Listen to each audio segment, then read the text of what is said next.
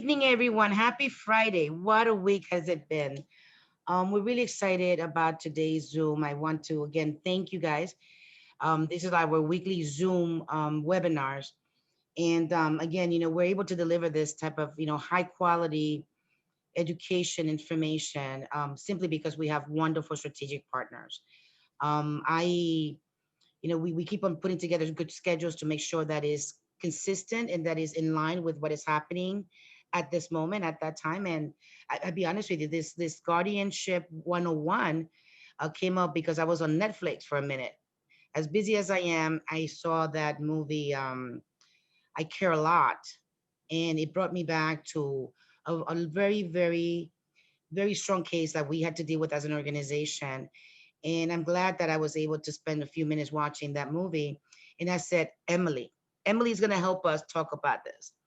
And Emily Closet, for those, I know some of you that are on the line, including our friend Pat and Ron Ramston, our members. You guys have been, you already know Emily. You guys already got to hear from her on the living wills, the health proxies. So, the minute I watched a bit of a movie, I couldn't even watch the whole movie. I call Emily. Emily, can we do this? And she's like, absolutely. Let's put something together to help educate everyone on what is a guardianship. And I'm really happy to see. I'm looking around on the attendee list, and thank you guys. I know you, a lot of you personally, and I know that the information today, you're not only going to use it for your own self, but also you're going to pay it forward and you're going to let other folks know. So with that, without further ado, it's a great presentation. I saw it. I don't want to take any time out of this, so I'm going to patch it over to Emily Kloss. She's a sole petitioner and one of strategic partners. And Emily, it's all yours. Thank you. Thank you very much. Good evening, everyone. This is a very broad topic, guardianships, and I'm hoping we can get to everything.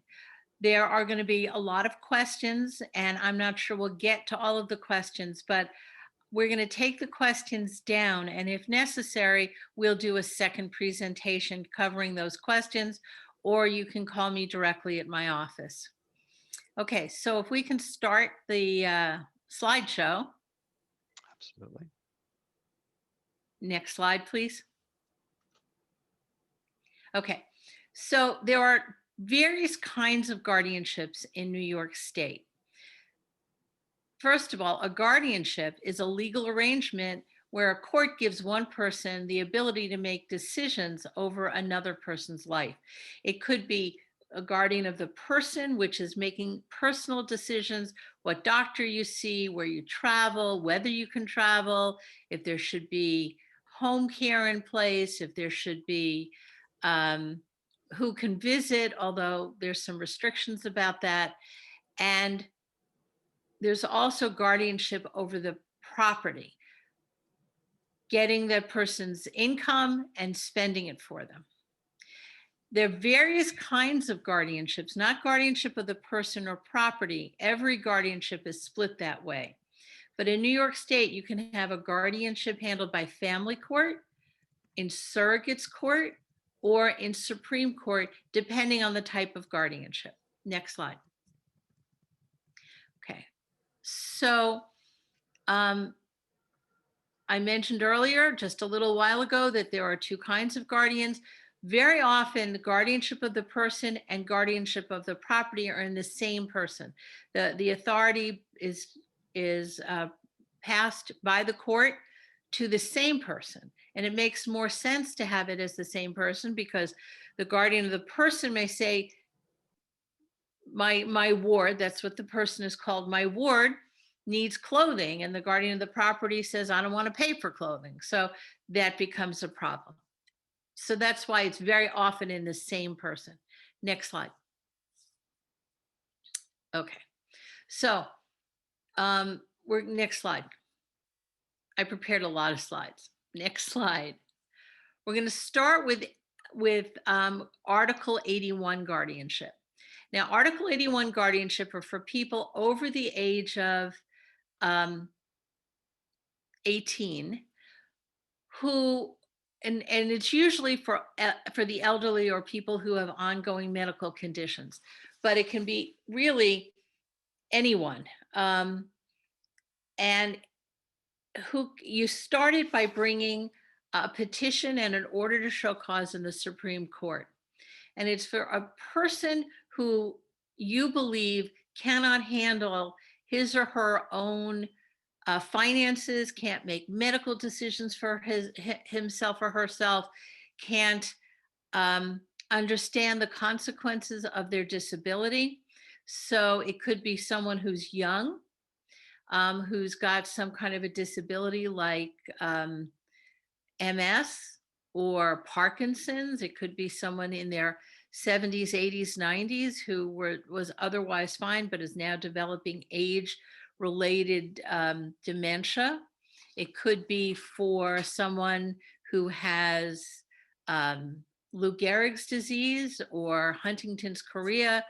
It's wherever someone needs some assistance. So the petition is, the proceeding is started by an interested party, and that could be the person himself. The person can say, you know, I realize, and I've had this situation, I realize I have a condition that I'm only going to get worse.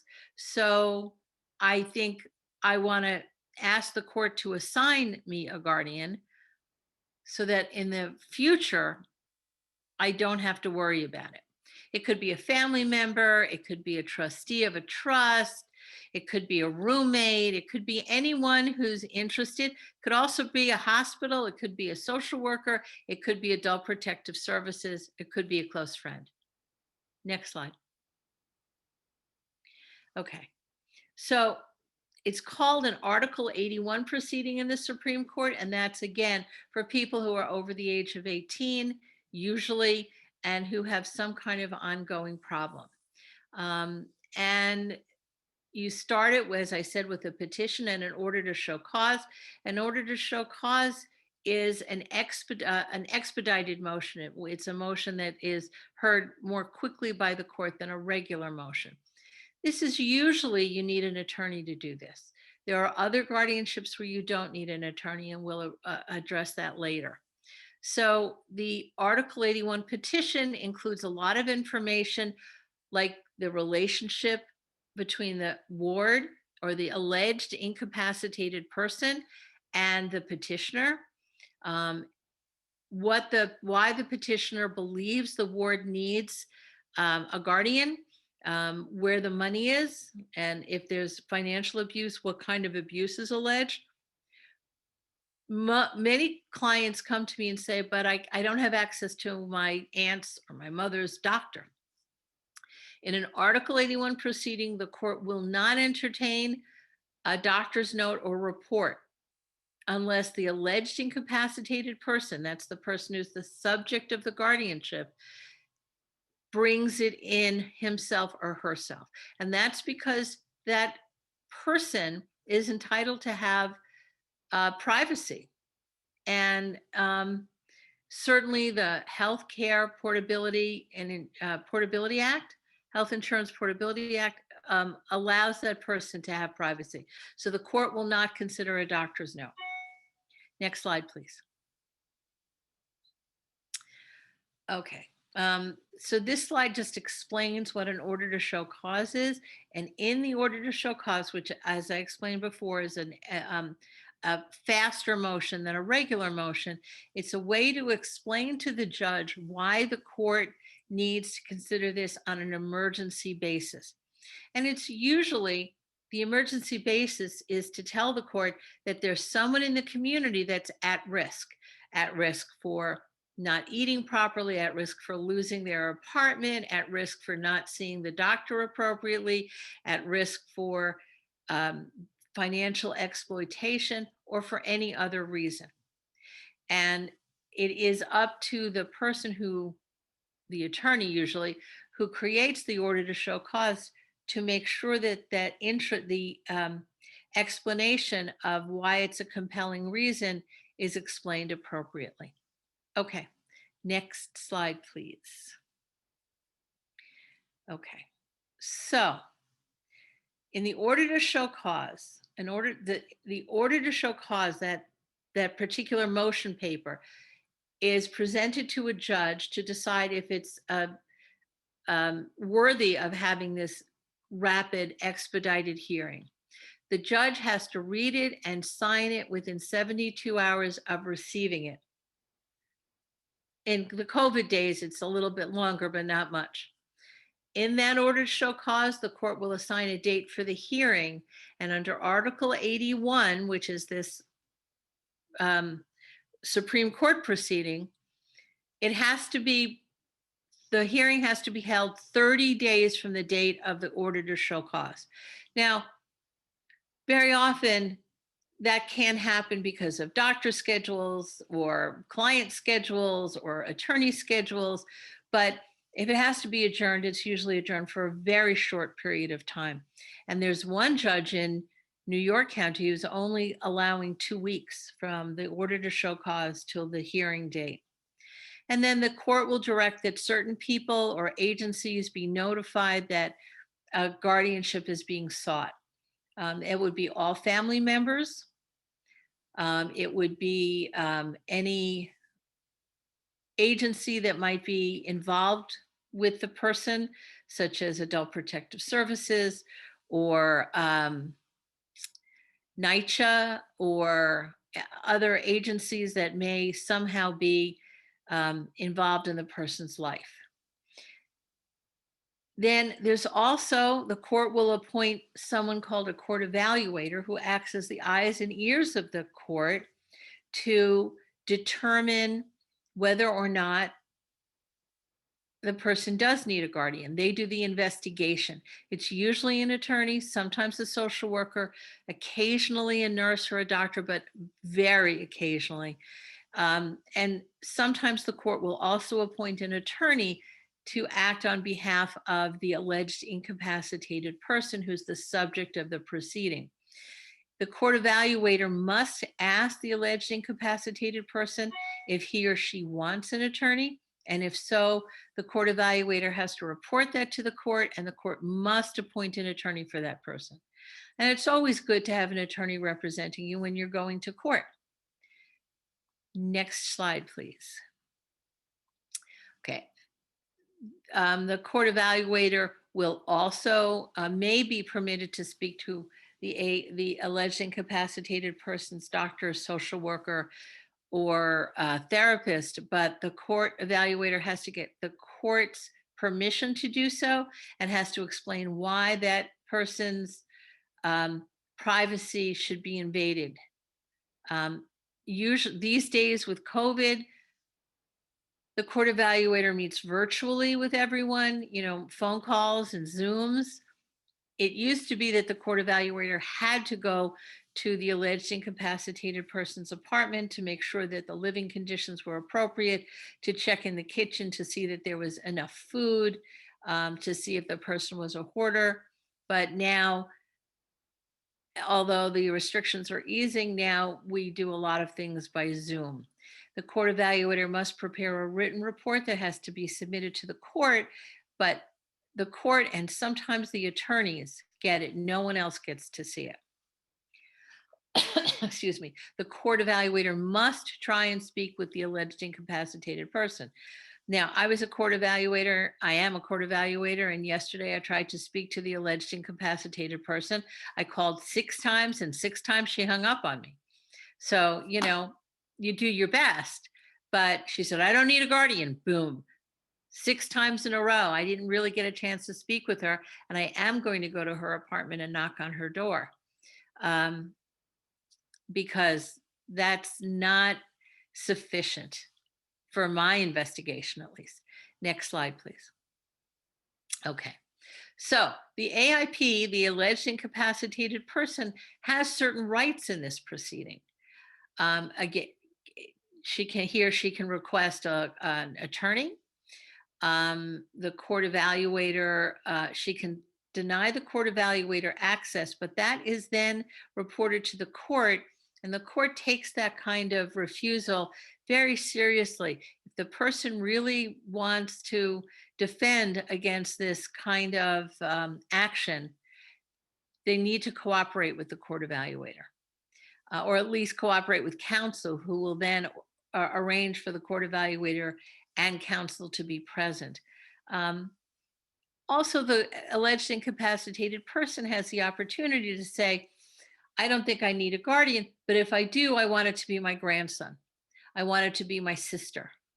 And I don't want certain powers, or I want to be able to see my bank account, or I don't want this person coming to my house. I don't want my brother to come to my house ever. I want him barred from my house, as just as examples.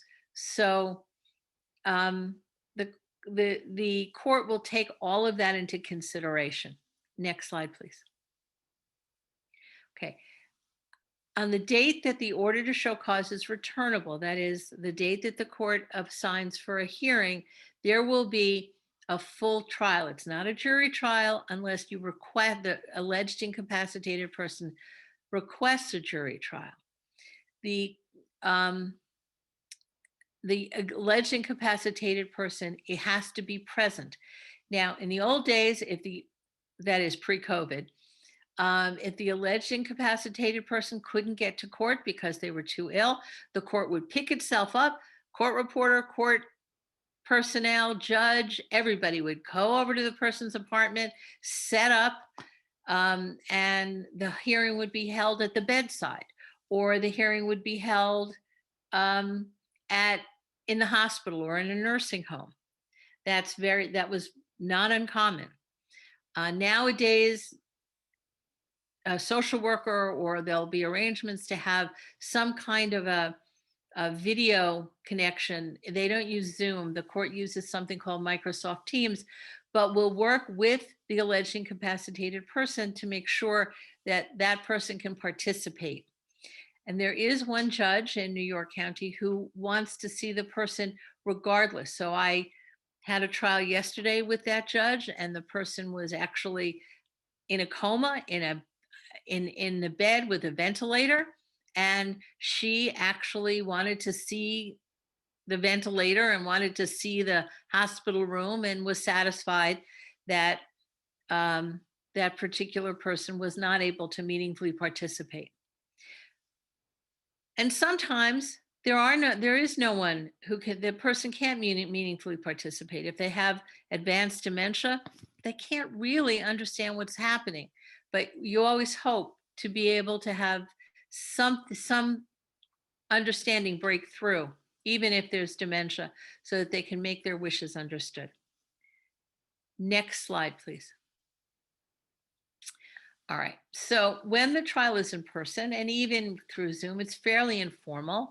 And very often the judge will come down from the bench. This is when the trials are held in the courthouse, and will talk one-on-one with the alleged incapacitated person on a very personable level, to try and find out what that person really wants. Do you really want your brother-in-law to be your guardian? Wouldn't you rather have a professional? The court is supposed to, in all cases, try and appoint a family member. And only if a family member is not appropriate or can't qualify to be a guardian, that's when they're supposed to appoint a non-family member. So it can either be an attorney or social worker who's on a court-approved list, or it could be a community charity that's a community guardianship program. And those, you might hear the word self-help or New York Foundation. Those are two very common community guardianship programs. Vera Institute of Justice is another. Okay, so next slide. One way to avoid a guardianship, and one thing that the judge considers when determining if a guardianship is needed, is that if there's a power of attorney or a healthcare proxy, that means that the person may not need a guardian. Now, sometimes they need a guardian even if those documents are in place. For example, you may have a power of attorney, but you may not have authorized someone to sign a lease. And if that's the case, then the there may be a guardian just for that power. Or you may, the alleged incapacitated person in their confusion may at some point revoke that power of attorney. And so that's a problem. But the judge wants to see even the revoked powers of attorney, because he or she, it's usually these days, it's almost always a she. It just so happens that most counties have women judges who handle this. I don't know why. Staten Island, they don't, they have only men, but so they'll look at old powers of attorney, old wills, old healthcare proxies, even if they've been revoked. The argument being that when the person didn't have capacity and understanding, that they name these people because they trusted them. And so in their confusion, in their dementia, they may have revoked that power of attorney. But we want to see who that person relied on in better days. Okay, so may we have the next slide, please? After the hearing, the judge will issue an order. It has to be issued within 7 days, just the initial order, to set out the judge's findings and conclusions that the person did or did not need a guardian and why. Also, who the guardian should be and the powers that the guardian has. So it may be limited to just dealing with housing authority or just filing taxes. It may be limited to financial. The one I had today, there was an allegation of financial abuse. So the guardian has to go look to investigate the potential financial abuse. It also may be that the guardian is only needed to straighten out housing, for example, for a year, and then we'll revisit whether or not the guardianship should continue. So a guardianship can be indeterminate period, forever. It could be only for a year or for a few months or until I was appointed guardian just to get someone into a nursing home. And once the nursing home placement occurred, I was supposed to be discharged. And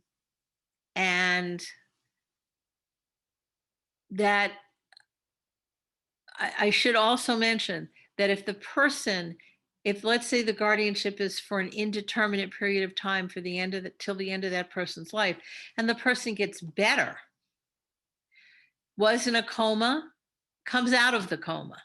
And I actually had this situation where someone was in a coma and came out of the coma, a guardianship was appointed, and 11 years later came out of the coma, and he no longer wanted a guardian, and we had to and the guardians agreed he didn't need a guardianship anymore. And so we went to court to have the guardianship dismissed. May I have the next slide, please? Okay.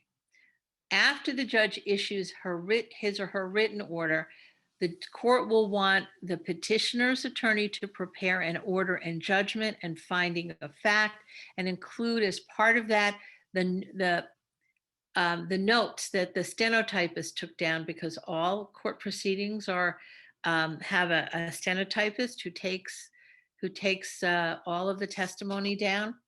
The judge will only want the part of the transcript that is what's called the decretal portion, where the judge issues his or her findings of fact. And the proposed order has to be served on all parties in case there's an error. And this takes sometimes longer than the actual proceeding to get a guardianship. So this takes a minimum of 6 weeks because of obtaining the transcript and preparing the order and getting it served to everyone. So many people are frustrated that it takes longer to get the actual signed order than it did to go through the proceeding. So I'm just letting you guys know that. And then next slide, please. Okay, so who can act as a guardian? I think maybe I have skipped over, and I want to again emphasize who needs this guardian, the Article 81 guardianship. It would be anyone of any age, but it's usually people over the age of 18 This is most common among the elderly people or people who have ongoing medical issues, people who've had a stroke, people who have had Parkinson's, I know I mentioned before, or other ongoing medical issues, people who have had traumatic brain injury, although there's another proceeding for that as well.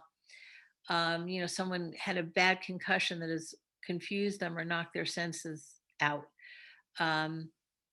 And that's, or someone who's just not capable of managing their own affairs. So in that event, that's when you bring an Article 81 guardianship.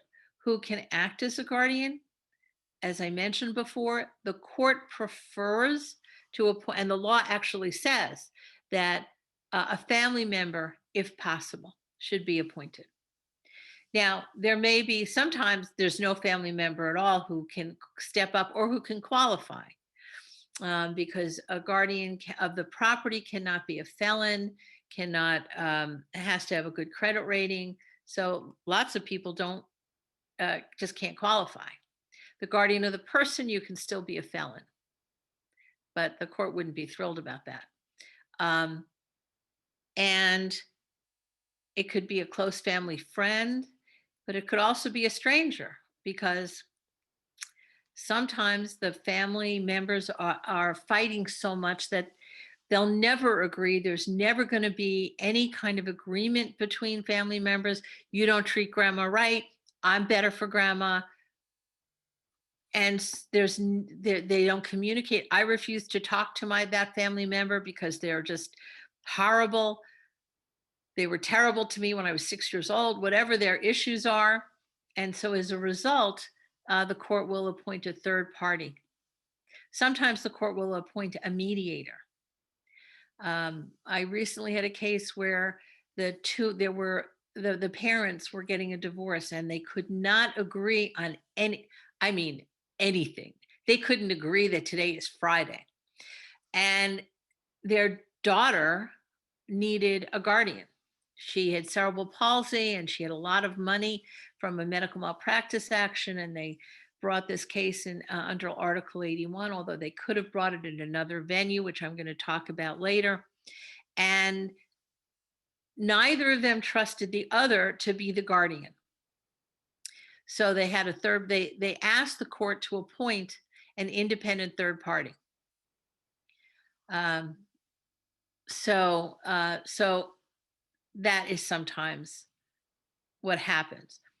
The candidate to be the guardian has to agree to take a course on how to be a guardian and what to do, and what the reporting requirements are. A guardian has to agree to visit the incapacitated person.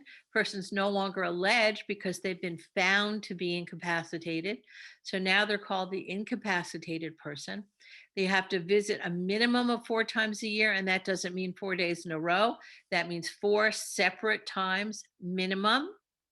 You have to report annually to the court and to the court examiner.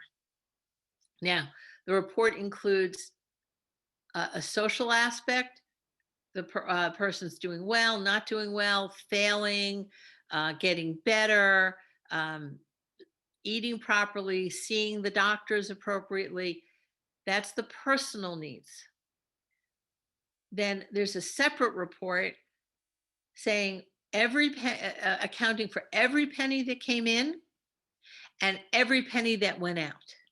So if you're paying privately for nursing home care or for diapers or for someone to come and clean because you can't take care of the person and clean at the same time, all of that has to be accounted for.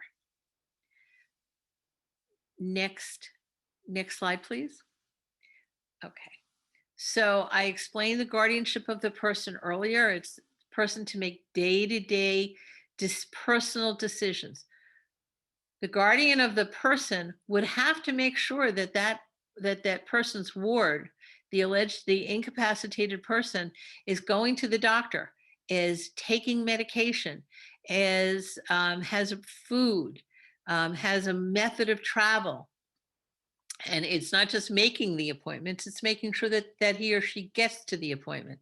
So if there's a home health aide, you tell the home health aide that tomorrow so-and-so has to see this doctor and this is how that person's going to get there. And also to make medical decisions for the ward. So for example, if you're a guardian of a 40-year-old woman and the doctor wants to do a mammogram, that would make sense and you would consent to it. And then if it's, God forbid, a bad result, you have to decide whether that person undergoes treatment for breast cancer. However, I had a client, I had a ward, I was the guardian, and she was 98 years old. And I was not going to put her through a mammogram because at 98, even if she had, God forbid, breast cancer, which she didn't, there was nothing, I wasn't going to put her through any kind of mastectomy at the age of 98. She wouldn't have survived. So you have to think about what's best for your ward and what's appropriate for your ward. That same doctor wanted to put her through a colonoscopy and she could use the bathroom herself. But I knew that in preparation for the colonoscopy, she was never going to be able to manage the clean out process. And again, I wasn't going to put her through that kind of trauma at 98 years old. She lived to 102, God love her, and she was fine. She took 3 vitamin pills a day and that was it. Okay, so the guardian of the person also decides whether that person can or should take training courses on how to use a computer, on how to use assistive devices, anything like that. And the guardian of the person also decides who can visit, except that the order must include, the order appointing that person guardian must include a provision for who cannot be prevented from visiting, and also who must be notified in the event that there's a medical emergency or death. So that if Jane is appointed guardian and really hates cousin Bruce, but her ward loves cousin Bruce, Jane has to let cousin Bruce in to see Granny, who the incapacitated person, and also must communicate when that person is in the hospital or unfortunately passes away. Next slide, please. Okay. The guardian of the property deals with property. They have to open a bank account, and the title would be, in my case, Emily Ann Klott's guardian for Jane, and all of Jane's money, her Social Security if she gets it, her disability payments if she gets it, her workers' comp, her pension, her anything would go into that account. And from that account, I, as the guardian, would pay her bills, would pay her telephone, would pay her utilities, would pay her rent, would pay for food, her home care, her transportation, whatever it is, clothing, internet. And as I mentioned earlier, the guardian of the property must account annually to the court and the court examiner for every single penny. And I have the news for you. I've handled cases where I was off by 6 cents and they bounced them back and said, you have got to justify this till it balances to 0. Drove me crazy, but you have to do it. All right. I was going to give them the 6 cents, but I finally balanced it. May I have the next slide, please? Okay, so this slide just covers the guardian's reporting requirement. As I mentioned earlier, the guardian has to appoint a account annually, but in addition, there has to be a 90-day report within the first 90 days of the appointment. You also have to alert the court. You don't have to have done everything. You may not be able to get the pension being paid into the guardianship bank account, but you have to say what you have done to show the court you've done something. And sometimes you will find that you didn't get enough power the first time around, that you need subpoena, you need a power to compel the bank to cooperate. So you put that in the 90-day report, and the court will grant you additional or may grant you additional authority. And these reports, the forms for the reports can be found online. There's a support office, guardianship and fiduciary support office in every county, and there are online forms in every county. Okay, next slide, please. This slide, I've already talked to you about it. It's the annual report. The annual report is due May 31st of each year for the prior year. So May 31st of 2021, I'll be doing reports for my guardianships for all of 2020. And the court examiner has to review it, has to either approve it or disapprove it. Usually submits written testimony, questions and answers. Why did you spend $76 for sheets? Couldn't you have done it less expensively? Or not, maybe they don't, but they will ask questions. And then and you review the questions, you answer the questions, you send the form back to the court examiner, and the court examiner submits his or her report to the court, and the court approves or disapproves of the report itself. And if the court approves it, the court will then award money, compensation for being a guardian. Well, and the money comes from the ward's funds, if the ward has any funds. May I have the next slide, please? All right, so this explains the role of the court examiner. That's the person who goes through these reports to make sure they're sufficient. And this relationship between the guardian and the court examiner is not supposed to be adversarial. You're supposed to work well together. It doesn't always happen. But you really need to comply with everything the court examiner requests, because if not, the court examiner can tell the judge, this person is uncooperative, this person's hiding something, and you can be removed as guardian. That rarely happens, but it does happen. Okay, next slide, please. And this is this slide covers what I mentioned earlier. The court examiner will look over your report and make sure that it adds up properly. It's very important for the guardian to maintain accurate records.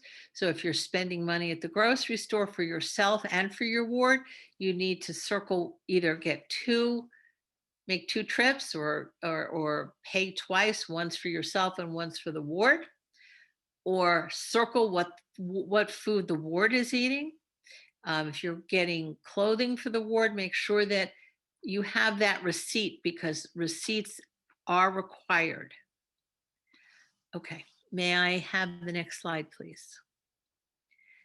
Okay, if in the event that you need to spend a large amount of money, usually $5,000 or more, for the needs of the ward, for example, retrofitting the bathroom to make sure that it's wheelchair accessible, or you want to take a vacation, and certainly the ward is entitled to a vacation, and you need to spend $5,000 to go to, for some reason they seem to like to go to Disney World, then you need to apply to the court and request authority to spend that kind of money.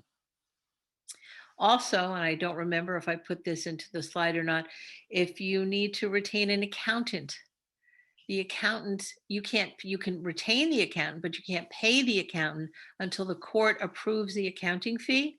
And you can retain an attorney to help you with things, but you cannot pay the attorney until the court approves the payment. And the attorney and the accountant have to submit affidavits of service to the court. Okay, next slide, please. Okay, when a ward passes away, and we all do eventually, when the ward dies, or if the guardian wishes to be removed or to resign, or in the case of guardianship of a property, if there's just no more property to handle, you have to apply to the court to be discharged. You have to do a final report, accounting depending on which county the guardianship is in, accounting from the very first penny to the very last penny. I will tell you that I've been a guardian for one person now for 15 years. And when she dies, I'm going to have to go from 15 years ago to the present in order to account for every penny.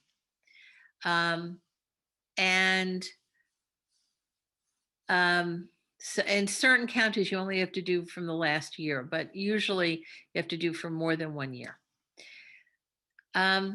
And you have to send this final account to the heirs of the person, whoever would inherit the estate, any creditors, like a nursing home, and anyone else entitled to notice. It depends on the situation. I can't explain who might need notice because it really depends on the particular guardianship. And you have to bring a motion before the court to request that the court approve the final report. Now, in these slides, I've periodically referred to a bonding company. When a guardianship is approved and a guardian of the property is appointed, sometimes, depending on how much money is involved, the court will require that a bond be obtained. And the purpose of the bond is to make sure that you don't run away with the money. The guardian doesn't run away with the money. It's like an insurance policy. The bond is paid for out of the money of the incapacitated person, and there's a premium every year. And it's based on how much money the ward has in the bank and how much money is coming in every month or every year. So a bonding company will not bond a person who has declared bankruptcy in the last 10 years, who does not have a good credit rating, or who is a felon. So that's an important issue to determine before that person applies to be a guardian. If you know that you can't be the guardian of the property because you've been a felon, or you've been convicted of a felony, you don't have to have necessarily been guilty, but that happens sometimes, or you've declared bankruptcy, you really can't be the guardian of the property. May I have the next slide, please? Okay, so a guardian is awarded a commission, an annual commission approved by the court. You can't write yourself a check as a guardian until you receive a court order approving your accounting, and it will award you a certain amount of money. The court determines what your fee should be, and it's based on a sliding scale. And the formula it's a little more complicated than this, but if you've had $100,000 come in or go out or both, then there's an award of 5%. So that would be $5,000. And it decreases from there. If you get that far, call me and I'll explain what the guardianship commissions are. All right, next slide, please. All right. When bringing a guardianship, usually I'm asked how much it's going to cost. And there's no way that we can actually know for sure because you don't know how much time and energy is going to have to go into this. But usually the costs of the guardianship investigation and hearing, which would be the court evaluator's fee, any attorney's fees, including the alleged incapacitated person's attorney's fees, would be compensated out of the incapacitated person's funds. Often the petitioner's attorney's fees are also paid out of the incapacitated person's funds. And that's true even if a guardianship is not ultimately needed, except that if the petition is frivolous, if this is brought because you're angry at grandma for not leaving money in her will to someone, then the court, the cost of the proceeding can be shifted to the petitioner. I've only had one in the 25 plus years that I've been doing this. I've only had one case where the court found it was a frivolous application. I have to say that I disagreed with the court on that, but it costs more to appeal the judge's decision than to pay the fees that were awarded. The court evaluator, the petitioner's attorney, any other attorneys must submit affidavits of service swearing that this is the time that they spent and these are the expenses that they had. And the court determines the fees based on those affidavits. Next slide, please. Okay. As I mentioned before, there are ways to avoid the appointment of a guardian: appointing a healthcare agent by signing a healthcare proxy, signing a power of attorney, naming your agent to handle your legal affairs, and that is all your legal affairs. And also, in the statutory power of attorney, which I discussed a few months ago on a Zoom conference, you can put in a provision naming the person you would want to act as your guardian if the court finds you need a guardian. And that power of attorney should also include authority for the agent to do what's called Medicaid planning, so that if there's money in the bank and the ward is ultimately going to need home care that can be paid for by the state, but you need to do proper Medicaid planning to transfer the money from the alleged incapacitated person to another person or entity or to a trust, depending on the situation, then in that power of attorney, you need to include that provision. Otherwise, you may need a guardianship simply to do Medicaid planning. May I have the next slide, please? Okay. So that covers very quickly Article 81, which is brought again in the Supreme Court and is brought for people 18 years or older who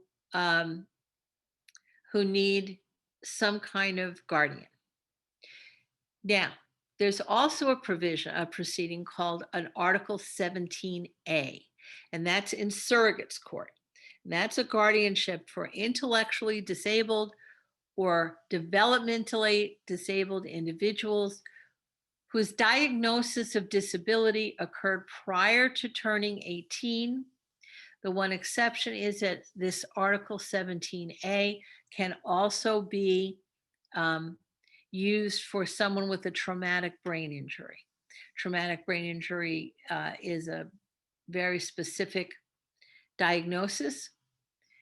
Usually, a bad car accident where someone's had a depressed skull fracture or something like that. The reason most people prefer Article 17As over Article 81s is because there is less reporting requirements. You don't have to do the kinds of reports that I just outlined, and they become onerous if you've gotten, you're now on year 12 of a guardianship. If the person is young, you're looking at 20, 30, 40 years of these reports. And if you don't have to do them, so much the better. In one case that I had where the two parents had this child with cerebral palsy, the young woman was 26 at the time of the guardianship. She was diagnosed with cerebral palsy at birth. They could have done an Article 17A, but because the two parents didn't trust each other, they wanted a proceeding where there was reporting required. And there was the court overlooking the reports. That's why they brought an Article 81, but they could have brought an Article 17A. May I have the next slide, please? Okay. in New York State and in every state that I'm aware of, when a person becomes 18, they're assumed to be competent to make decisions for themselves. Anyone who has an 18-year-old, no, that's an absolute fiction. My kids couldn't have made decisions at 18. But that means that no one else can make a medical, personal, or financial decision for them. So, if a person is intellectually disabled or developmentally disabled, that person may have difficulty making decisions, may not understand the consequences of making certain decisions, may not be able to handle finances like a checking account, etc. So, a parent or a brother or a sister or a grandparent can apply to surrogate's court, which is different than Supreme Court, to appoint a guardian for that developmentally disabled person. Now, the intellectual or developmental disability, I always think it's 18, but must have begun before the age of 22. It could be cerebral palsy, autism, dyslexia, really bad dyslexia, neurological impairment, intellectual disability, anything else, but the disability had to be diagnosed before the age of 22. Next slide, please. Okay, there's the traumatic brain injury exception, which I've mentioned a couple of times. It's usually a violent blow to the head, and there is no age limit for a traumatic brain injury. Even if it occurs after the age of 22, you may still seek a guardianship under Article 17A. And again, it's to avoid having to do these very onerous reports. Next slide, please. It would be most appropriate to start the guardianship petition, 17A petition, when the person is about 17. So that the guardianship can be in place when the person turns 18, but you can actually do it at any time. Next slide, please. Okay, so it's a very broad kind of guardianship, and it covers almost all the decisions that are made by a parent for a child, like what kind of insurance, what doctor, financial decisions. And this is a kind of proceeding that you really don't need an attorney for. Many people do retain an attorney to do this, but you don't have to. And there is a do-it-yourself form on the New York Surrogate Court website. And it says it's a DIY program, and you can just complete it yourself. And the Article 81 almost always requires an attorney. Article 17A does not. Okay, next slide, please. So the next few slides, and I don't know if these slides can be downloaded. The petition requires a great deal of information. And it's information that most people have at their fingertips. So the name of the proposed guardian, the name of family members, the estimated value of the disabled party's assets, the name, address, date of birth of the disabled party, the name of the primary care physician, the local bank branch of the bank that you're going to be using. Next slide, please. This is more of what's required in the petition. You can apply for what's called a limited guardianship of the property, just dealing with their finances, because the person can make, the developmentally disabled person can make some decisions for himself or herself. Also, you can appoint a standby guardian. You want to have a standby guardian because it's usually a parent who's applying to be the disabled person's guardian in an Article 17A. And usually the child outlives the parent. So you want to have a standby guardian, another person named who can take over immediately after the parent or the guardian passes away, so there's no gap in coverage. And you have to give information with regard to a standby guardian as well. And that's listed in these slides. Next slide, please. Okay. Unlike an Article 81 proceeding, an Article 17A requires either two physicians to complete forms regarding certifying that the person has a disability, or a physician and a psychologist with regard to the disability. And they have to certify that the person is not able to handle his or her affairs because of the head injury, the intellectual disability, the developmental disability. Next slide, please. Okay, so in addition to the petition in an Article 17A, the proposed guardian has to submit an affidavit to the surrogate's court that also explains who the proposed guardian is, the relationship, who lives with the proposed guardian.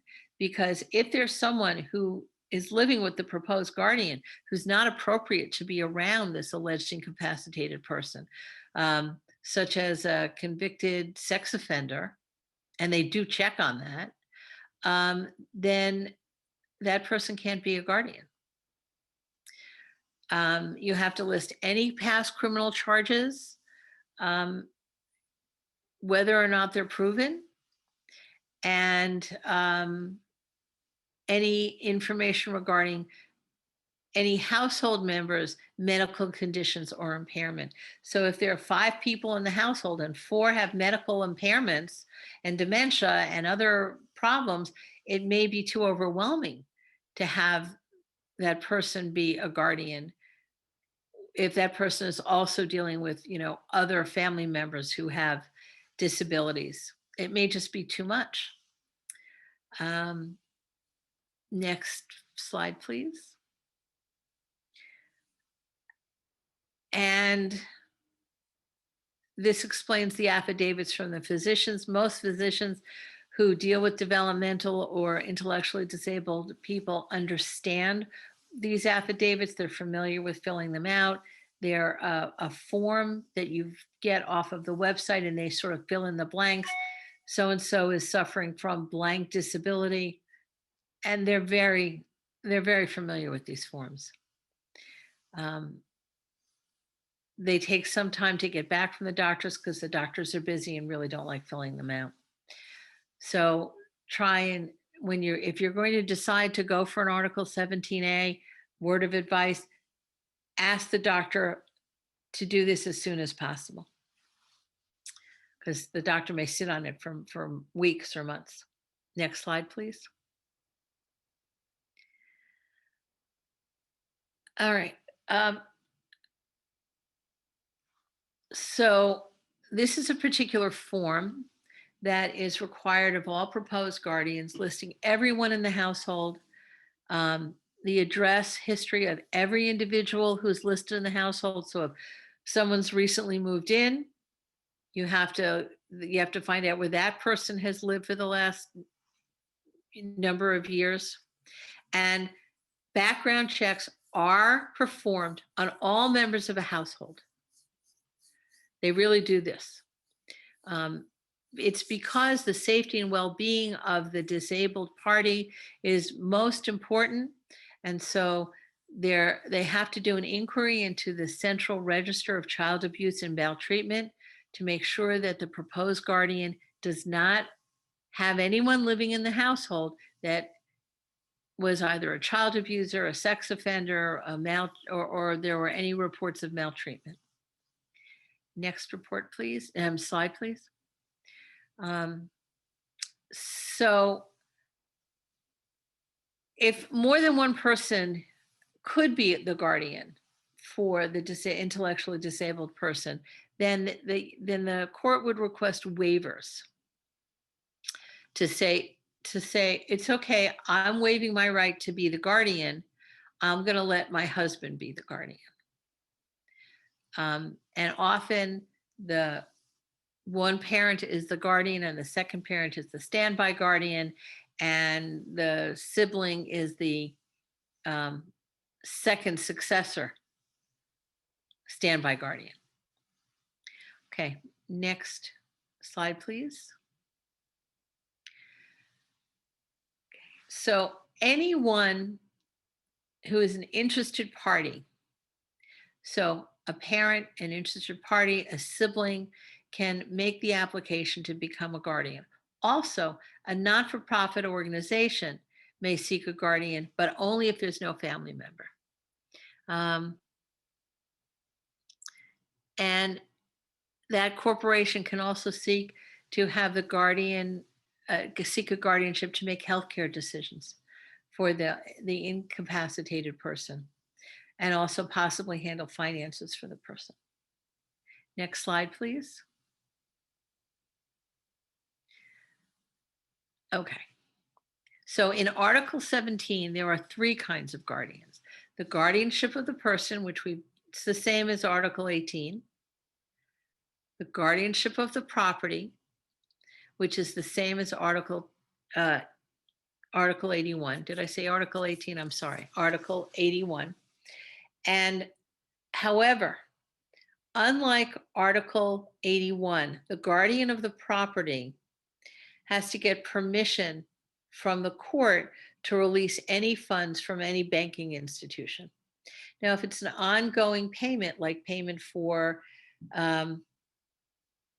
rent or payment for medical supplies, that's a standard medical supply, like diapers or liquid intake for food, that could be a standing approval. And then there's something called the limited guardian of the property, which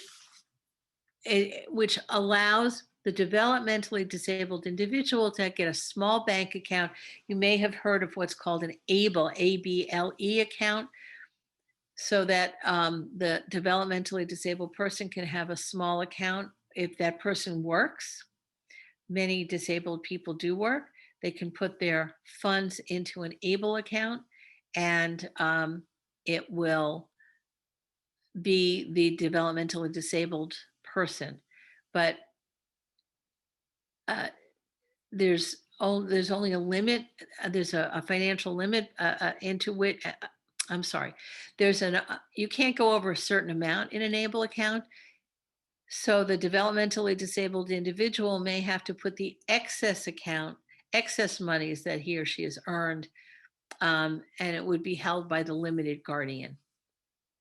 And again, the same person can be named in each position, or you can name separate guardians for each thing. For example, the mother may be the guardian of the person, but the father may be the guardian of the property because he may be better equipped to handle finances, or vice versa. I don't want to be sexist about this. Next slide, please. If the disabled individual has any income or assets, there must be a guardian of the property. And the guardian of the property has to deposit the money into the account held by the guardian and the clerk of the court, which is a big difference between that and Article 81. Money cannot be withdrawn without a court order, but again, you can get a standing order if there's regular payments that need to be made.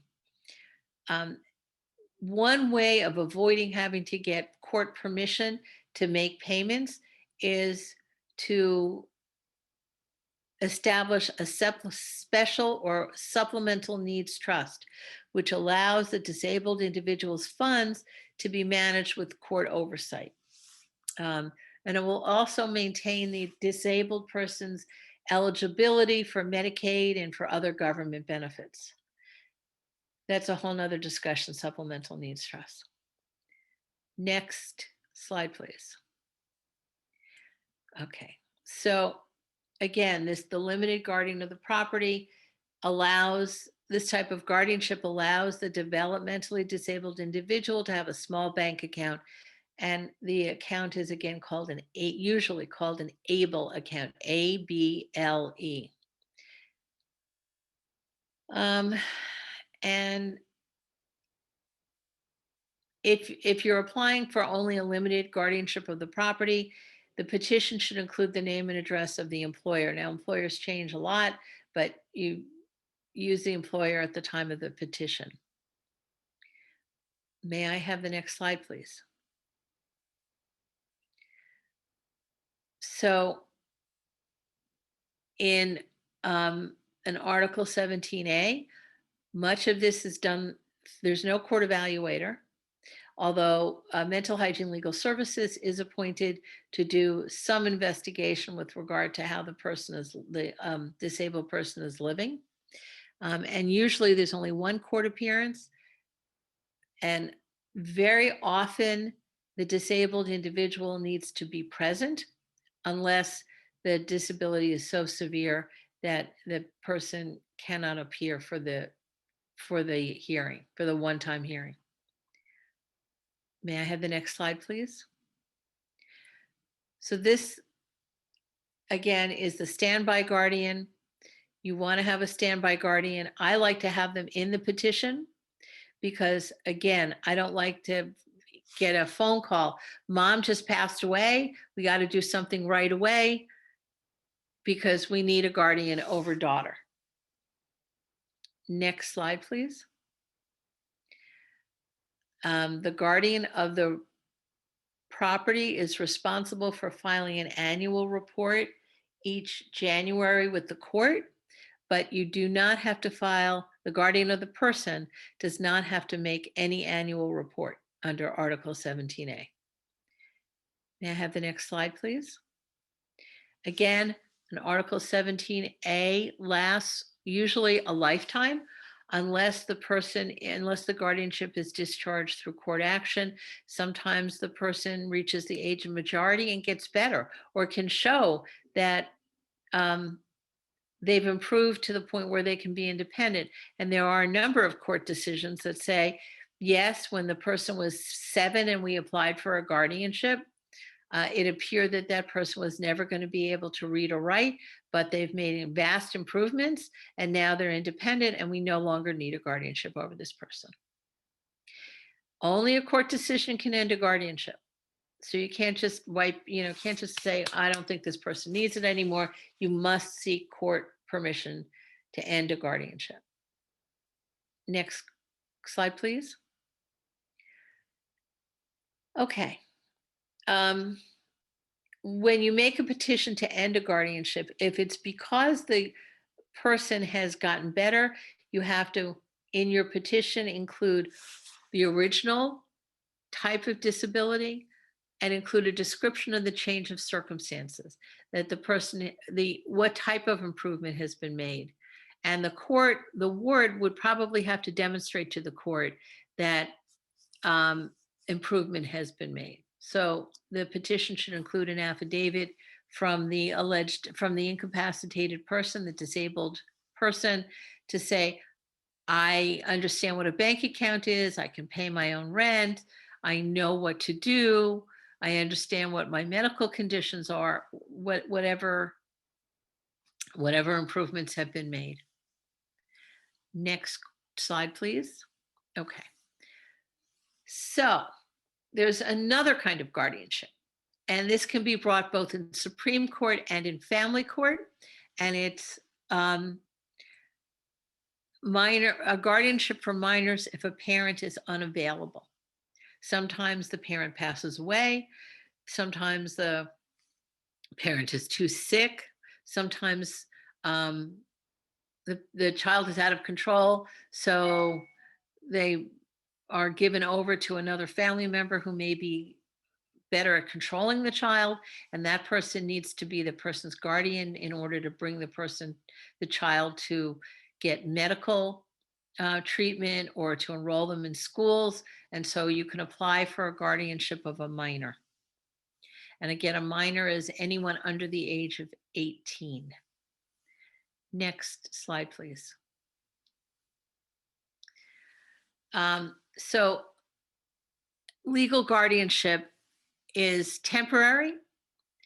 The parent who consents to a guardianship has not given up all parental rights.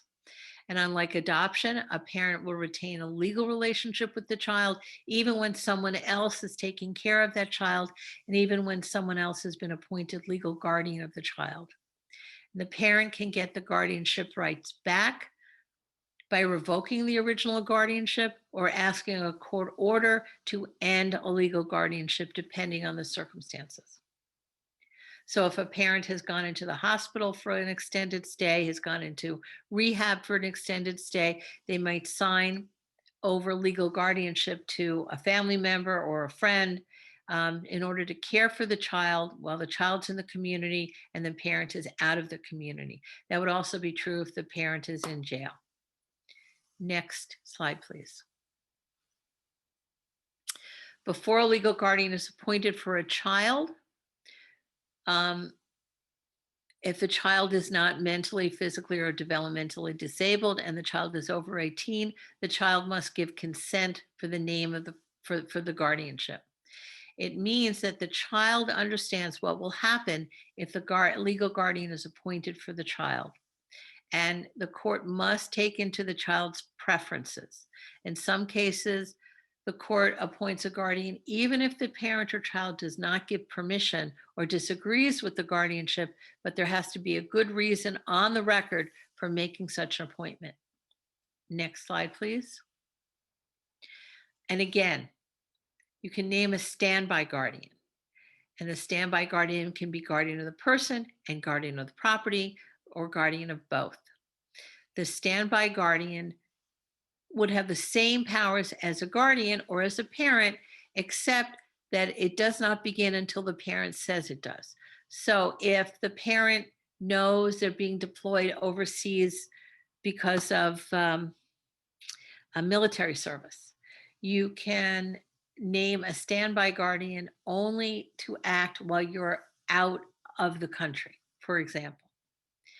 So the standby guardian can be appointed by the court or by written designation. It does not have to be court appointed. Next slide, please. And the guardianship lasts only until the child is no longer a minor, which is 18. And if the court determines that the guardianship is not in the minor's best interest, you can petition the court to terminate the guardianship.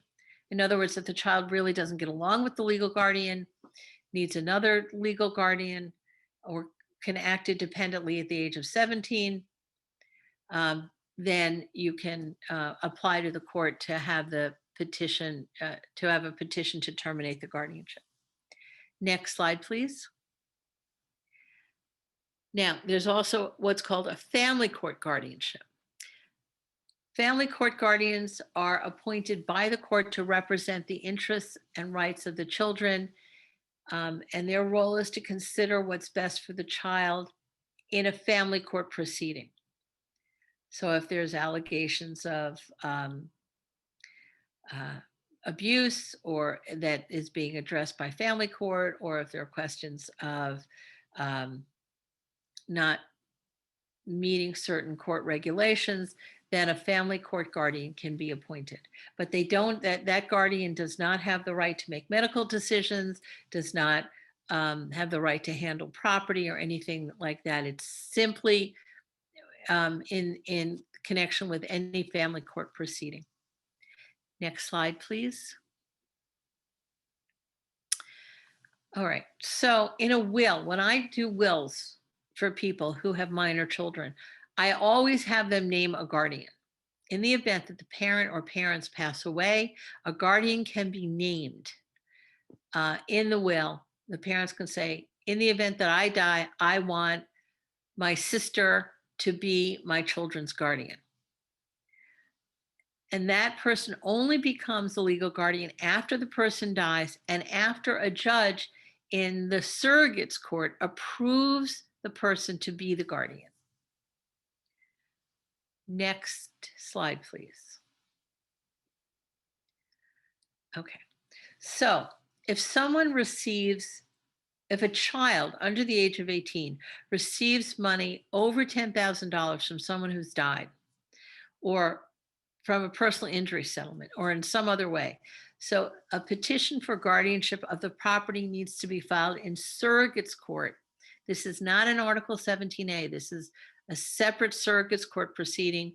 The guardian of the property, very often are the parents, they safeguard the money until the child turns 18. The funds are controlled by the court and the guardian, and no money can be taken out except for a court order. So for example, in the event that some child has inherited, let's say, $15,000, and that child needs private school for whatever reason. Well, $15,000 isn't going to get you very far, but needs something special. You apply, the guardian in surrogate's court applies to the court to be able to remove some money in order to buy special training or whatever it might be for that child.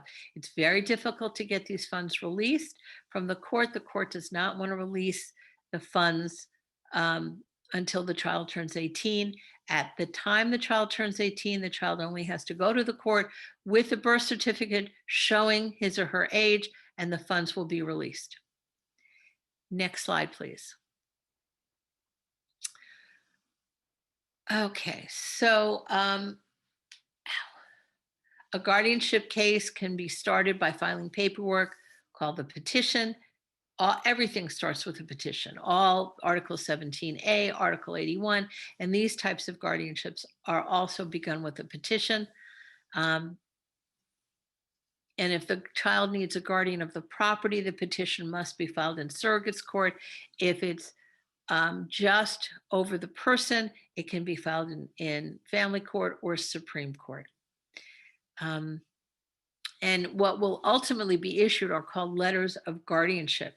And the letters of guardianship will be issued from the court, and it will specify the type of guardianship: guardianship of the person, guardianship of the property, limited needs guardian, whatever type of guardianship it is. Next slide, please. Okay, so next slide, please. A guardian ad litem is a special proceeding.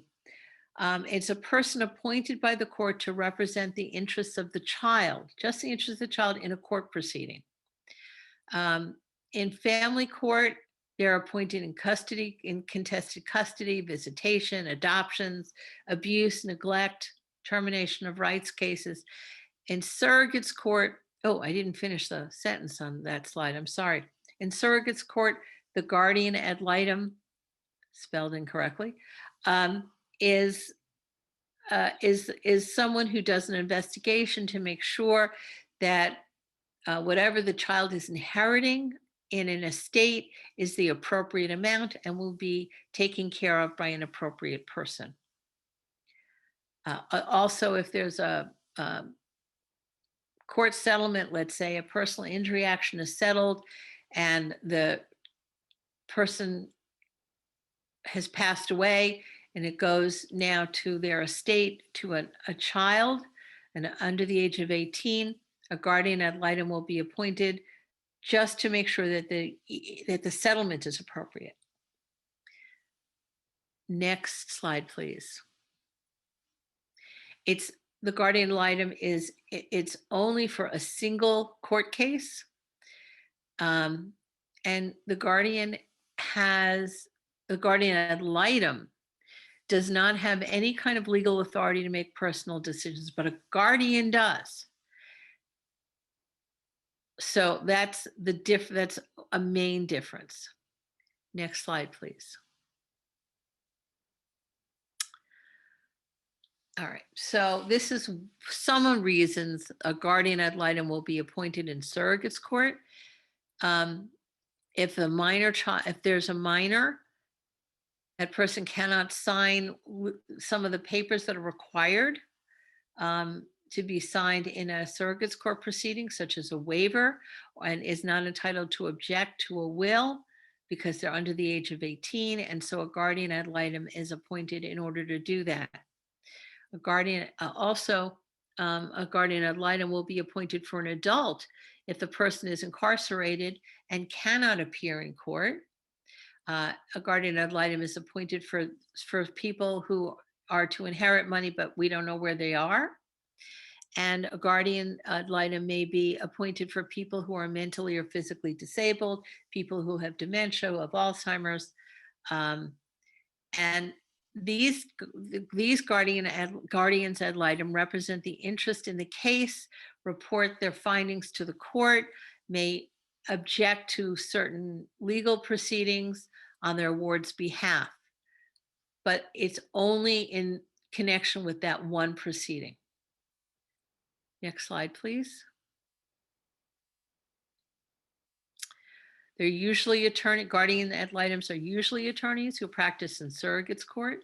They'll be paid out of the estate of the decedent, if there is a decedent, and they have to file a report and include an affidavit of legal services. Usually the guardian ad litem will do things like review a court file, contact the petitioner, investigate the estate, contact the ward, and contact other people involved in the estate, participate in legal proceedings, and may have to do more than one report to the court. Next slide, please. Are we done with slides? I believe so. All right. So that was a lot of information. I'm not sure that it was clear. It's late in the day. And I see that we have a whole slew of questions.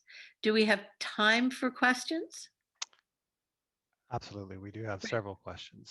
So do you want to tell me, or should I look at I'm happy to start reading them out loud, starting in the order in which they began. What is the difference between guardianship and POA? I believe power of attorney. Okay, so a power of attorney is a legal document in which the person who signs it, called the principal, names someone called an agent to do legal things for them. That the power of attorney does not deal with medical at all.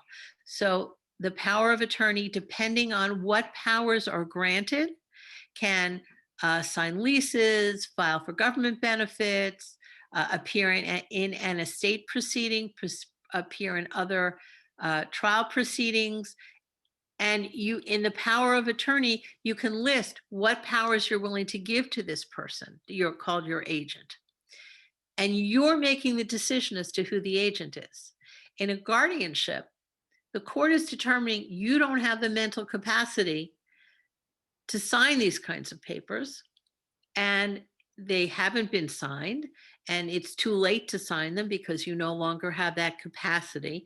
A power of attorney requires a very high level of mental capacity. So I get phone calls that say, well, mom has some Alzheimer's, depending on the day, and so we'd like her to sign a power of attorney. Well, she may not really be able to sign a power of attorney any longer. In that case, you have to go for a guardianship because you've waited too long. So a power of attorney is a better thing to have. It doesn't always solve the problem and avoid a guardianship, but it goes a long way to doing it. A guardianship is out of the alleged incapacitated person's control. I hope that answered the question. Next question. Are there any special requirements to becoming a guardian? You can't be a felon. You can't have a bad credit rating or have declared bankruptcy. Anyone can take the training course and get on a list to be appointed guardian. So you can be a layperson. It's usually attorneys who do this training in the list because they know about it, but anyone can do it. And you can do it. You can be appointed as an independent third party, or you can be appointed for a family member, but you can't be a felon. What is the difference between guardianship and a conservator? All right, a conservatorship is not a term used in New York State any longer. Prior to, I want to say 1994, but I may be off by a year or two, guardianships were called conservatorships. And for various politically correct reasons, The courts and the legislature felt that that was not a good term to use, and so they changed the term to guardianship. And I can't speak to any other state except New Jersey, because it's the only other state I'm licensed in. And in New Jersey, we use guardianship, not conservatorship as well. So it's just a term that's not used any longer. Next question. What type of guardianship would you suggest for a young adult who is autistic? Oh, Article 17A is easier to process through the court. Unless the autistic person has a lot of money, is inherited and won the lottery, whatever, and has a lot of money, and you're concerned that the money will be inappropriately spent or you want some additional reporting requirements, I would recommend an Article 17A. If a guardian shares an bank account with the incapacitated person, does your credit report show this account as an asset of yours, or does it show that you are the secondary on the account? Okay, a guardian can't share an account with a ward. A guardian has to take all of the ward's money and put it into a guardianship account. And the guardianship account will be reflected as such in any bank reporting. It is not the guardian's money, it is the ward's money. And so it should not be counted toward credit rating. What happens if the ward dies during a pending real estate sale? Okay, that has actually happened to me on more than one occasion, to my wards. It depends on the contract. Most guardianship courts will allow the contract to proceed if it's close to closing.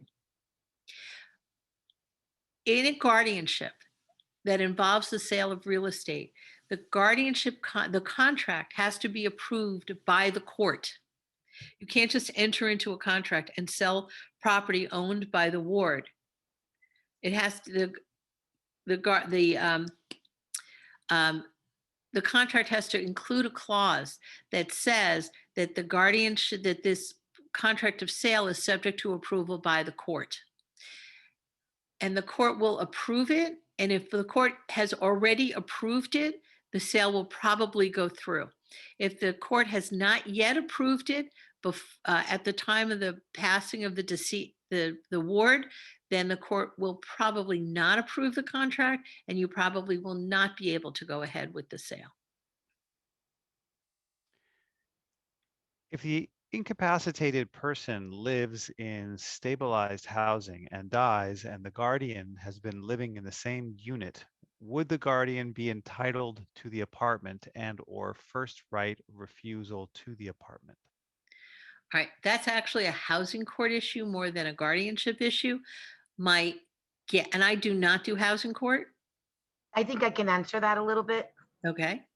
So if they're not related, if the guardian is not related by blood, but can show a relationship like a mother-daughter relationship, or a child mother-parent relationship, there's something called succession rights, and you can obviously argue that and be successful. You have to prevail, but you have to show that it was just not just a guardianship, but that you really actually had a relationship, which was a familiar relationship with a person.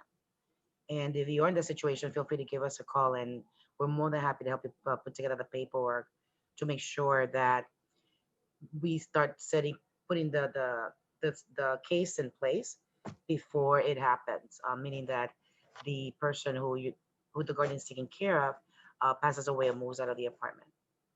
But the person can, in fact, remain in the apartment if we're able to prove with paperwork that they had a familiar relationship. What is the relationship between the guardian and the guardianship lawyer? A what? Hopefully good. Hopefully it's a good relationship. I am a guardianship lawyer. I am hired by petitioners to bring the guardianship, and they pay me, usually out of the ward's funds. But I, like most attorneys, need a retainer, and so I'll get a retainer from the petitioner, and then that money is reimbursed to the petitioner once an award is made from the um, alleged incapacitated person's funds. Sometimes an attorney is retained to represent the alleged incapacitated person, usually to dispute the need for a guardianship. And that attorney's job, even if that attorney thinks that the person needs a guardianship, that attorney must advocate for the alleged incapacitated person. And so if the alleged incapacitated person, even that person is talking to teacups, and you know that that person has no idea what they're talking about, if that person says, I don't want a guardian, the attorney must present that to the court and advocate on behalf of the alleged incapacitated person, even if they disagree. I'm not sure that answered the question, but if not, let us know and I'll try and readdress it. I'm just going to interrupt for a moment. I do see a question about the new New York State powers of attorney and the old ones. I'd like to just take a moment to address that. The legislature passed a new power of attorney form, which I will be providing to Palante once it's official. I mean, it's official, but it's not kicking into effect for a few more months. And I don't want to use the new one too soon because it's not valid until it kicks in. All the old powers of attorney, if they were executed properly, do not have to be re-executed. They are all grandfathered in, all of them. Okay. And the new power of attorney is supposed to the current power of attorney with certain modifications can run as many as 16, 17, 18 pages. It's supposed to be, excuse me, that's supposed to be the short form, and it's ridiculous. And clients say to me, I don't need a as 18-page form. I just want to, give my daughter the right to sign on my checking account. And so this new power of attorney is supposed to be less complicated and shorter. I have news for you. It's shorter by like 2 pages, but nevertheless, it should be a little easier. So next question. What if a sole custodial parent is seeking guardianship of a disabled son or daughter? Can the other parent fight that? Yes. But they have to show a good reason why the custodial parent should not be the guardian. But yes, they are parental, unless they've severed parental rights, unless they have surrendered their parental rights, they do have the right to intervene in any guardianship proceeding. How do you get out of a guardianship if you find out it's too difficult or time consuming? As a guardian, I'm assuming that the question is if you become a guardian. Very often, family members will volunteer to be guardians and then realize that they can't really deal with mom or dad or with their child because they're so consumed by the paperwork and the requirements of the guardianship that that's all they can think about, and they can't really relate to their relative as a loved one, as a mother or a child or a sibling. Or they can't visit 4 times a year. Where they're out of state and they just can't afford to come 4 separate times because it's on their money that they have to come and get a hotel room or find a place to stay and pay for the airline or however they travel. And so you simply advise that this is not a slave state. Some people may disagree with that. So you apply to the court and you say, I've done my best. I am just burnt out. I can no longer handle this. We buff up the words, we polish it up a little bit more and say, I can no longer do this. I would like to resign. The court, I have never heard of a court not accepting a resignation. And you either propose a different guardian, or you simply allow the court to appoint someone from what's called the Part 36 list. It's the list of people who have taken the guardianship course and are trained to be guardians. What if there's a family member pressuring the guardian because they want something from the person who is being protected? Okay, that happens a lot, more than you might imagine. When anyone comes to me and says, I want to be a guardian over my, let's say, my mother,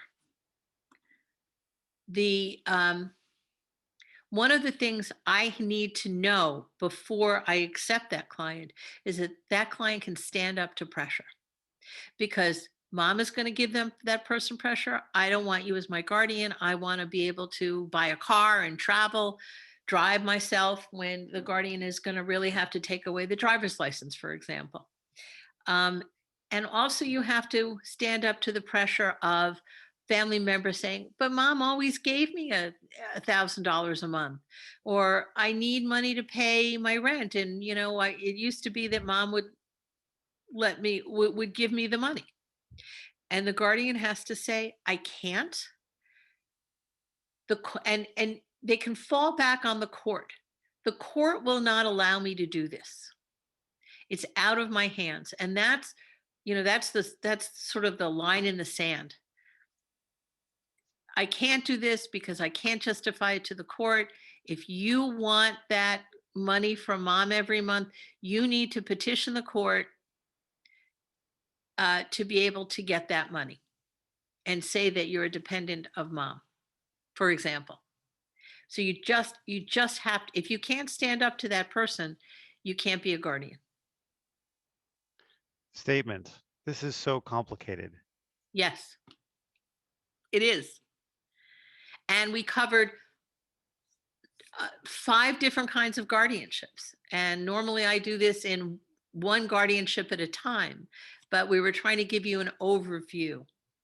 And it is very complicated. And I was trying to make it simple. I encourage anyone who believes that they know someone who needs a guardian, or has or is in a guardianship proceeding and has a question, to call me, and I will be more than happy to speak with them for a reasonable period of time. And by that I mean, we're not going to spend 20 hours for free, but I'm more than happy to explain it to anyone as needed. What are the responsibilities of the guardian to other family members? Should they be confiding everything that's going on, or is that strictly between the guardianship lawyer and the guardian and the guarded party? Okay, so that's an excellent question. And the answer is that the ward still has the right of privacy. So you shouldn't be discussing every medical event with the family members, because they don't need to know that mom was incontinent. It's embarrassing. Or that daughter, has difficult menstrual cycles because of endometriosis. It's not their business to know. At the same time, if the ward is hospitalized or in an accident, you really shouldn't be withholding that information from any family member. It's not fair to the family member, and it's something that the ward would probably want the rest of the family to know about. So you need to use some common sense. If someone's had a heart attack, that's a major event. If it's a heart attack but they're fine, that's also a major event, but they're fine. So within reason, that information should be told to people, not to everyone, but to certainly the immediate family. That's what I do as a guardian. What happens when there was an unfounded determination of an ACS report on the guardian who is requesting Article 17A guardianship of disabled son, daughter? Okay. So Could you repeat that question? What happens when there was an unfounded determination of an ACS report on the guardian who is requesting Article 17A guardianship of disabled son, daughter? Well, you can, when you go to the guardianship hearing, you can dispute that finding with the court and request that a second review be done, listing the errors in the report. The court doesn't have to consider that, but probably will. Most of the, in Article 17A, there are surrogates, and most of the surrogates are very sensitive to this. And so if there is, excuse me, an improper finding, you do have the right to dispute it at the hearing. What will happen is the hearing will be adjourned pending the review of the incorrect report. What type of guardianship should someone, adult, in parentheses, consider if they are considering epilepsy surgery or if they have complicated epilepsy and TBI? Okay. Personally, I prefer Article 81 because there's a lot of oversight. And I think that the Supreme Court does a very good job of maintaining oversight. Article 17A is only available if the epilepsy has been diagnosed prior to the age of 22, although with the TBI, if there's a TBI involved, traumatic brain injury, again, any age. But I think that the Supreme Court is better equipped to deal with adults than the surrogates court. I think the related topic of this question was, and has a large sum of money from lawsuits. Okay, so if there's a large sum of money, I would certainly recommend that it would be an Article 81 guardianship in Supreme Court, because large sums of money tend to disappear if there's no oversight. And also someone with epilepsy, and I've had wards who have epilepsy, and I've had wards with TBIs. They need certain equipment, special equipment. For example, the client that I had with epilepsy was actually diagnosed at the age of 2 with epilepsy. He was an Article 81 guardianship because he did have a lot of money, but they actually installed cameras in every room of the house. So this guy had 60 seizures a day until he had his surgery, and it was only reduced to 20 seizures, but that's still a lot a day. And they needed to put cameras in every room, in every hallway, so that they could see. He could be a little independent, and yet they could see if he was having a seizure.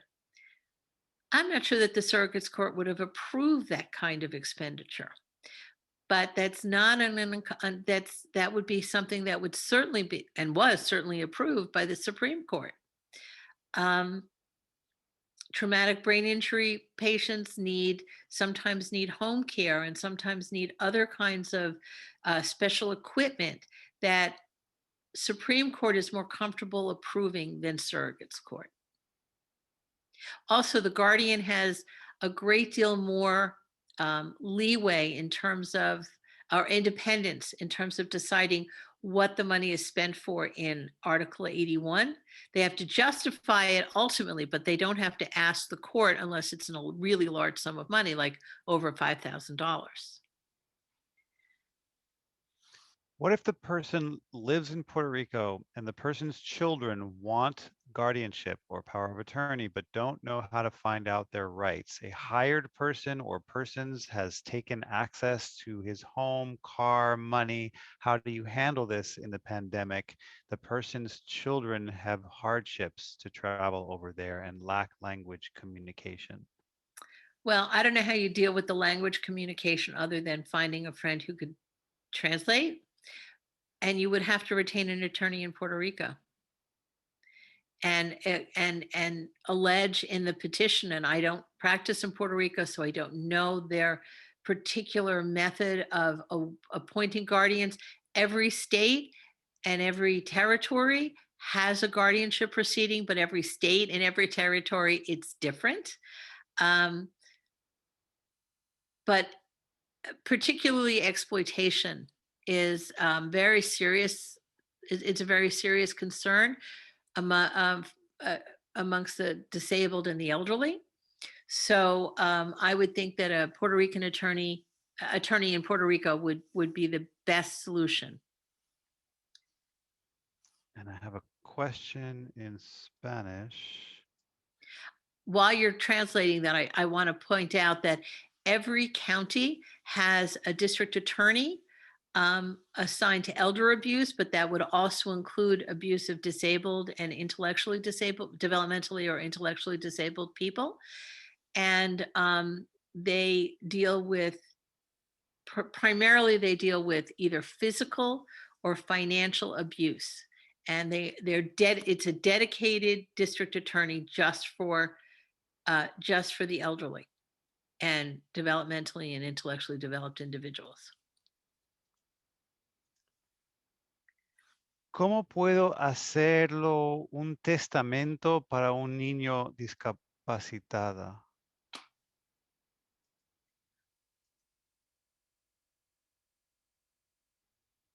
Okay, can someone translate that for me?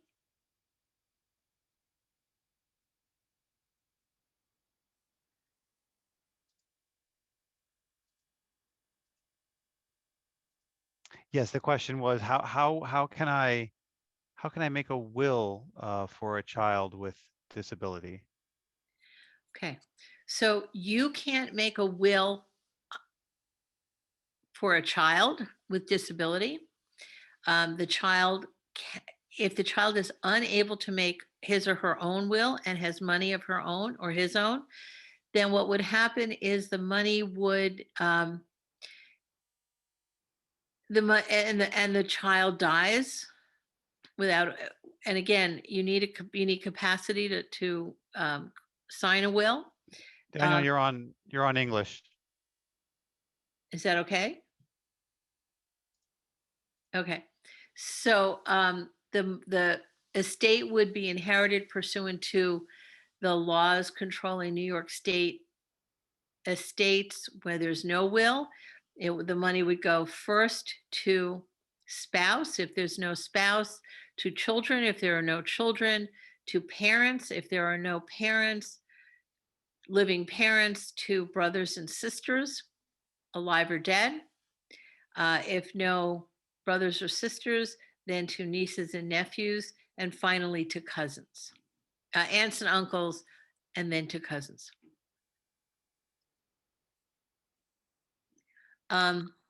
So, however, if the person has an intellectual or developmental disability, but has the capacity to understand what a will is and what the amount of the money is that he or she has, and understands what would be what's called the natural bounty, that is her family members, then he or she can sign a will. You just have to retain an attorney to do that will for you. I don't recommend going to like LegalZoom and getting a will that way. I have to tell you that wills are not that expensive. They're not that expensive in most law firms. And those LegalZoom wills, half the time they do not hold up in court for various reasons. And that about wraps up the question. I have to let my cat in, so just bear with me 1 minute. Cats always want to be let in. We should ask her to put the cat up so we can see it. The cat has a special place on the internet. Oh, Sorry. it's okay. The cat was scratching at the door. It was driving me crazy. Well, Emily, this is really great. I think there was so much information. Unless you said, I hope I was clear. I think you were. I'm sure that you were. So where do we move forward from here? So if there is before I say anything else, I have a question. the question is, what about if the guardian that represented this, let's say this family member, misspent the funds, and we only get to find out after the person passes away? That's true. You probably will only find out after the person passes away, but there is something called a turnover proceeding, Okay, which can be brought either during the person's lifetime or afterwards, okay, and after the person passes away. And you can go after that guardian for money, for personal items, if personal items have been taken, uh-huh. jewelry or family mementos. Um, Is it more like a mismanagement of funds, where they was actually overpaying the landlord? so um, there's sometimes reasons to overpay the landlord. I know that sounds funny, but in order to qualify someone for Medicaid, you sometimes prepay landlords and prepay other things to spend the money down to qualify the person for Medicaid. And Yeah, no, if in this case, it was that the rent was frozen and the guardian did not do the due diligence to find out what the legal rent was. Okay, so the guardian can be surcharged and be directed to repay the estate of the deceased incapacitated person. Okay, well, this is all, but this is very good for us. Emily, thank you so much. I think, I'm getting, I don't know if you get to hear my phone, but folks that are actually in attendance, I have my cell phone. They've been texting me and they want to be able to get access to you. So what I recommend for those of you guys that would like to have a consultation with Emily, reach out to us and we'll organize it. And maybe there's a way where we could actually, for some of you that need a living will, that we could partner with Emily as an organization, and we'll pay her. Emily does not work for us. Emily's a sole petitioner. She's got her own law firm, but I think she's just terrific. I think she really, really cares about our community, which is why she's hanging out with us on a Friday night, and it's 9 p.m. And so if you need to have some time with Emily, please give us a call at 212-491-2541, or you can email us at palanteharlem.org. Uh, And in the subject heading, you could just say, follow up to, let's say, March 5th Zoom. What were you going to say, Emily? Any thoughts? I see one other question that just popped up, and it's a very Okay. quick answer. Okay. The question is, does it make sense to apply for guardianship of a minor age 17 if they turn 18 in 6 months? And it depends on the situation and the disability, but absolutely. There was one a little bit before that. Can you elaborate a little more on DAs for special needs cases? DAs are district attorneys, and there is a special office in each county that is dedicated to abuse of the elderly and the developmentally and intellectually disabled.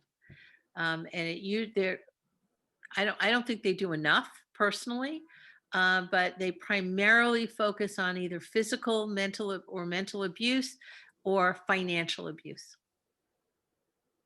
If you need the phone number for that particular, your county's district attorney, um, contact Palantes and they will contact me and I will get you the phone numbers.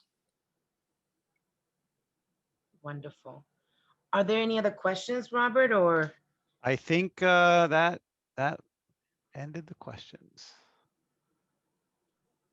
Wonderful. Um, Emily, again, thank you. We are gonna, we'll be reaching out to you next week, I'm sure. As No always, problem. good content. And I'm sure that folks are gonna be reaching out to set up the consultation. So for those of you interested in sitting down with Emily one-on-one, reach out to us. We're gonna put together some sort of program that makes sense, where we're not swallowing all of Emily's time, but also that we compensate her as an organization accordingly. And again, the goal here is to respond to your needs, to our needs, our community's needs. And Emily, would you be able to share with us the new power of attorney? As soon, again, I don't want to do it too soon because I Right. don't want people signing it and it not being valid because it's too early. Too early. But Okay. as soon as that law goes into effect or a week or two before, I'll Mhm. contact you and I'll disseminate the new power of attorney, and maybe we can do another sort of refresher Yes. course on powers of attorney and healthcare proxies. It's a very important topic. Yes. Yes. Yes. So we're looking forward to having you here again then. Okay. And please do Anytime. take a moment to fill out our satisfaction survey as well. That's on screen. Yes. Thank you so much, guys. We aim at always being the best in, with on Zoom webinars. So if you could just take a couple of minutes to answer that survey, it really helps us enhance our program. And next up, as for those of you who are not aware, our Zoom calls are every Friday at 7 p.m. And next week's session is actually going to be called J51, Are You Stabilized? And J51, guys, is a tax abatement that landlords get. And it's a lot of money. And then the landlords tend to forget that they're supposed to keep these rent stabilized units rent stabilized. So we've had new people that move into these apartments unknowingly, knowing that the landlord is getting a tax abatement. So if your landlord did get a J51, you're actually supposed to be rent stabilized, and your rent can be rolled back. The landlord has to give you a rent stabilized lease and pay you back the money that he overcharged you. So with us is going to be Tim Collins from Collins, Stopkin and Miller, another one of our strategic partners. And I'm looking forward to seeing you guys next Friday at 7 p.m. Thank you all.